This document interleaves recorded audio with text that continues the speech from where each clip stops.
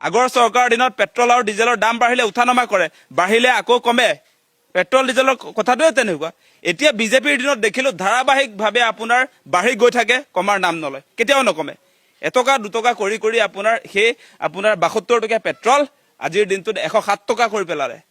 পানীৰ দৰত ইণ্টাৰনেশ্যনেল মাৰ্কেটত পেট্ৰল পাওঁতেও ইয়াত আপোনাৰ 100 টকা কৰি পেলালে। গতিকে এই যে মোদী চৰকাৰ, এই মোদী চৰকাৰে কিন্তু পেট্ৰল ডিজেলৰ দাম কমাম বুলি আহিছিলে।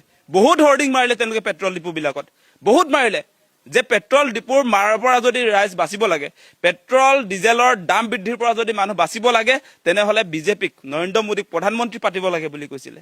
আপোনালোকে দেখিছে সেইবিলাক কথা। আৰু তেওঁতো এনেকুৱা উস্তাদি মাৰি কৈ দিলে বোলে পেট্ৰল বোলে 35 টকা দি দিব, তেওঁ কৈ দিলে 26 টকা ডিজেল দিব। কৈ থাকো সেইবিলাক কথা, কিন্তু ৰাইজেওতো ক'ব লাগিব ন, আমিয়ে কৈ থাকিলে নহ'ব নহয়। কেৱল আমি কৈ থাকিলেতো নহ'ব।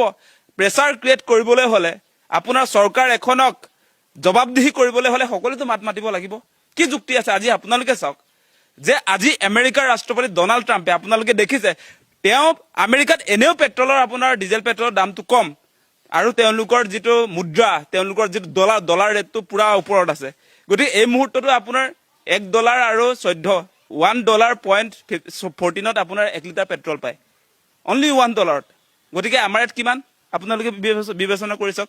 আৰু সেই ডনাল্ড ট্ৰাম্পে তাত ভাবুকি দিছে পেট্ৰল কোম্পানীবিলাকক, যিবিলাকে পেট্ৰলিয়াম ব্যৱসায়টো কৰে, তেওঁলোকক ভাবুকি দিছে আমেৰিকাত যদি ব্যৱসায় কৰিবলৈ ইচ্ছা আছে তেনেহলে দাম কমাব লাগিব। সেইটো তেওঁ তাত অৰ্ডাৰ দিছে, তাত ভাবুকি দিছে, সকীয়াই দিছে যে কোনো কাৰণতে আমেৰিকাত তেল কোম্পানীবিলাকে অধিক দামত ডিজেল পেট্ৰল বেচিব নোৱাৰিব। সেই ভাবুকি, সেই ধমকি লগাইছে ডনাল্ড ট্ৰাম্পে। আমাৰ এইজনে পাৰিবনে নাই?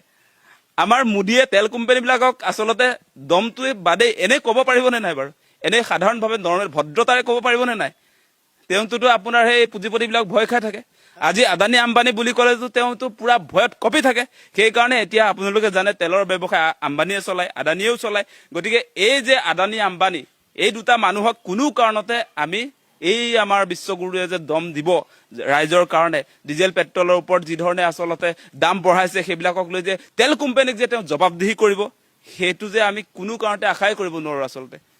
আপোনালোকে যদি আজি চাই তেনেহলে পাৰ বেৰেল পেট্ৰলৰ দাম, খাৰুৱা তেলৰ দাম আজিৰ দিনটোত আপোনাৰ 69 পৰা 71 ইণ্টাৰনেশ্যনেল মাৰ্কেট।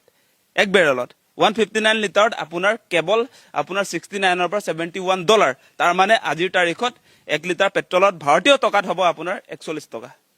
41 টকীয়া পেট্ৰল এতিয়া কেই টকাত আমি পাইছো? 107 টকাত।